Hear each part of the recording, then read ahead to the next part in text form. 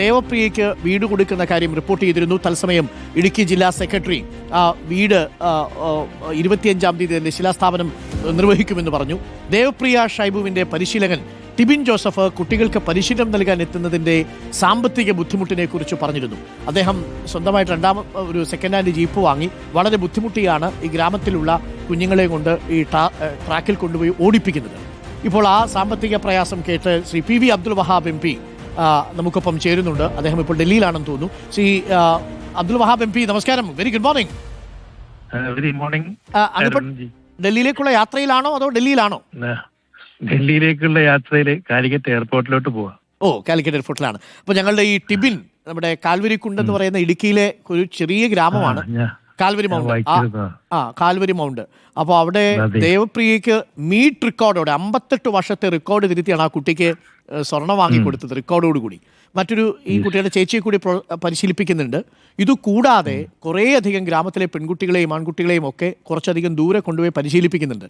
അപ്പോൾ അദ്ദേഹത്തിന് ചെറിയ സഹായങ്ങളൊക്കെ അവിടെ നിന്നും കിട്ടുന്നുണ്ട്. പക്ഷേ എങ്കിലും 1 ലക്ഷം രൂപയോളം അദ്ദേഹത്തിന് കയ്യിൽ നിന്ന് നഷ്ടമാവുന്നുണ്ടെന്ന് ഇപ്പോൾ പറഞ്ഞു. ചോദിച്ചപ്പോൾ പറഞ്ഞതാണ്, ഇങ്ങോട്ട് പറഞ്ഞതല്ല. ഞങ്ങളുടെ റിപ്പോർട്ടർ ചോദിച്ചപ്പോൾ പറഞ്ഞതാണ്. നമുക്കൊന്ന് അദ്ദേഹത്തെ സഹായിക്കാൻ പറ്റുമോ എന്നറിയാനായിരുന്നു. എന്തെങ്കിലും സഹായിക്കാൻ, കാരണം നമ്മുടെ ഈ സ്പോർട്സ് വിഷയത്തിൽ ഒരു ഉഷയ്ക്ക് ശേഷം ഒന്നും ഉണ്ടായിട്ടില്ലല്ലോ. കറക്റ്റ്. അപ്പൊ ഈ കാര്യത്തില് നമ്മള് ഇതേപോലെ ടിബിനെ പോലുള്ള ആൾക്കാര്, നമ്മള് കോച്ച് നമ്പ്യാരെ പോലെ ഞാൻ കാണുന്നു ടിബിനെ. ടിബിൻ നമ്മളൊപ്പം ഉണ്ട്. ടിബിനുമായിട്ട് നേരിട്ട് സംസാരിക്കാം MP ക്ക്. ടിബിൻ കേൾക്കുന്നുണ്ടോ MP? കേൾക്കുന്നുണ്ട് സാർ, കേൾക്കുന്നുണ്ട്. ഓക്കെ, ശ്രീ വഹാബ്, അങ്ങേക്ക് നേരിട്ട് സംസാരിക്കാം. ടിബിനുമായിട്ട് പറഞ്ഞോളൂ. ടിബിൻ, കൺഗ്രാറ്റുലേഷൻസ്. സാർ നമസ്കാരം sir. Thank you sir. Congratulation. നല്ലതൊക്കെ മുന്നോട്ട് പോയി എന്തെങ്കിലും സഹായമൊക്കെ നമ്മളും ചെയ്യാം നമ്മുടെ ട്രസ്റ്റ് കേട്ടോ. ഒരു വർഷത്തെ ചെലവ് ട്രസ്റ്റിനോട് പറയാം കേട്ടോ. ഞങ്ങളെ ചാരിറ്റബിൾ ട്രസ്റ്റിനെ പറയാം. Okay okay sir. Thank you sir. Thank you. Okay Arun, thank you Wahab ji. Thank you. P V Abdul വഹാബാണ്, PV ആണ് നമുക്കൊപ്പം ചെയ്തത്. ടിബിൻ, സന്തോഷമായില്ലേ? അപ്പോൾ ഇനി കയ്യിൽ നിന്ന് പൈസ എടുത്ത് സാമ്പത്തിക നഷ്ടം മറന്നേക്കും. അത് PV അബ്ദുൽ വഹാബ് MP അദ്ദേഹത്തിൻ്റെ ട്രസ്റ്റിൽ നിന്ന് അദ്ദേഹം താങ്കൾക്ക് നൽകും. താങ്കൾ 1 ലക്ഷം രൂപയാണ് സാമ്പത്തിക നഷ്ടമുണ്ടെന്ന് പറഞ്ഞത്. അത് പൂർണ്ണമായിട്ടും ആ ട്രസ്റ്റ് ഏറ്റെടുക്കും കേട്ടോ. സാർ, അതൊരു വലിയ നഷ്ടമായിട്ട് നമ്മൾ കരുതുന്നില്ല. നമ്മളതൊരു വളരെ സന്തോഷത്തോടുകൂടി ചെയ്യുന്ന കാര്യമാണ്. ഇങ്ങനൊരു സാഹചര്യത്തിൽ നമ്മളത് പറഞ്ഞു. അതെ, ഒത്തിരി സന്തോഷം സാർ. നിങ്ങൾ റിപ്പോർട്ടർ ചാനൽ നമുക്ക് വേണ്ടിയിട്ട് എടുത്ത ഒരു ഇനീഷ്യേറ്റീവിനെ നമ്മൾ വളരെ സന്തോഷത്തോടെ നമ്മൾ നന്ദിയോടെ ഓർക്കുന്നു.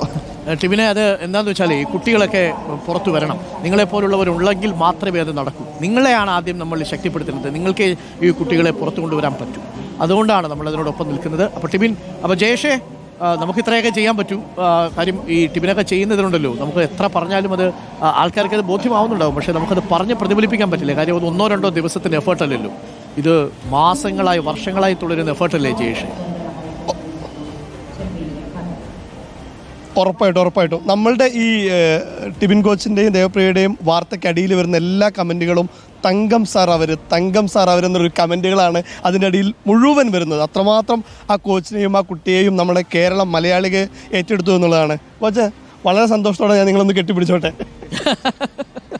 നിങ്ങളെപ്പോലെയുള്ള കോച്ചുകളാണ് നമുക്ക് വേണ്ടത്. കാരണം മക്കളെപ്പോലെ കാണുന്ന, അതായത് പരിശീലകർ നമ്മൾ ഒരുപാട് കാണുന്നുണ്ട്, പിള്ളേരെ സ്വന്തം മക്കളെപ്പോലെ കണ്ട് അവർക്ക് വേണ്ടി ഇത്രയും എഫേർട്ട് ഇടുന്ന കോച്ച് പറഞ്ഞൊരു വാചകം അതെനിക്ക് നഷ്ടമല്ല എന്നുള്ളത് പറഞ്ഞു. ഇത് 1 ലക്ഷത്തിലേറെ കയ്യിൽ നിന്ന് എടുക്കുന്നതാണ്. പക്ഷേ വേറൊരു കാര്യം കൂടെ, ഇപ്പോൾ ദേവപ്രിയെ പോലെ തന്നെ വീടിൻ്റെ അവസ്ഥയും കോച്ചിൻ്റെ ഏകദേശം അങ്ങനെയായിരിക്കും എനിക്ക് ഊഹിക്കാൻ പറ്റാവുന്നതേ ഉള്ളൂ. അതെ, അല്ല പക്ഷേ അതൊന്നും നമ്മളൊരു പ്രശ്നമായിട്ട് വരുന്നില്ല. നമുക്കൊരു ജോലിയുണ്ട്, ദൈവാനുഗ്രഹം കൊണ്ട്. അപ്പോൾ അതൊന്നും നമുക്കൊരു പ്രശ്നമേ അല്ല. നമുക്ക് ഇതുപോലെ ഒരു 10-40ഓളം കുട്ടികൾ നമുക്ക് അവിടെ പരിശീലനം നേടുന്നുണ്ട്. നമ്മൾ ഇടുക്കി റവന്യൂ ജില്ലയിലെ ചാമ്പ്യൻ സ്കൂളാണ്. ഹയർ സെക്കൻഡറി ഇല്ലാതെ തന്നെ, നമുക്ക് ഹയർ സെക്കൻഡറി ഇല്ലാത്തൊരു സ്കൂളാണ്. സീനിയർ ലെവലിലെ കുട്ടികൾ മത്സരിക്കാനില്ല. ഇല്ലാതെയാണ് നമ്മൾ കഴിഞ്ഞ വർഷവും സംസ്ഥാന സ്കൂൾ കായികമേളയിൽ 10ാം സ്ഥാനത്തേക്ക് എത്തി. അപ്പോൾ വലിയൊരു പിള്ളേരുടെ വലിയൊരു എഫേർട്ടുണ്ട്. മഞ്ഞും മഴയും ഏറ്റവും കൂടുതൽ തണുപ്പുള്ളൊരു സ്ഥലമാണ് കാൽവരി മൗണ്ടെന്ന് പറയുന്നത്. അപ്പോൾ എനിക്ക് തോന്നുന്നു നിങ്ങൾ അവിടെ വന്നിട്ടുണ്ടോ? കാൽവരി മൗണ്ട് എന്ന് പറയുന്ന സ്ഥലം ടൂറിസ്റ്റ് ഒരു സ്ഥലമാണ്. അപ്പോൾ എപ്പോഴും നല്ല കോടമഞ്ഞ് നിറഞ്ഞ ഒരു സ്ഥലമാണ്. അവിടെ നമ്മൾ ആ തണുപ്പിനെയൊക്കെ അതിജീവിച്ചാണ് ഈ കുട്ടികൾ പരിശീലനം നേടുന്നത്. അപ്പം സുമനസ്സുകളുടെ സഹായം മുന്നോട്ട് വരുന്നത് ഒരുപാട് സന്തോഷം. നിങ്ങളുടെ കുട്ടികൾ തോൽക്കൂല മാഷ, നിങ്ങളുടെ കുട്ടികൾ തോൽക്കൂല മാഷല്ല അവർ പഠിപ്പിക്കുന്നത്.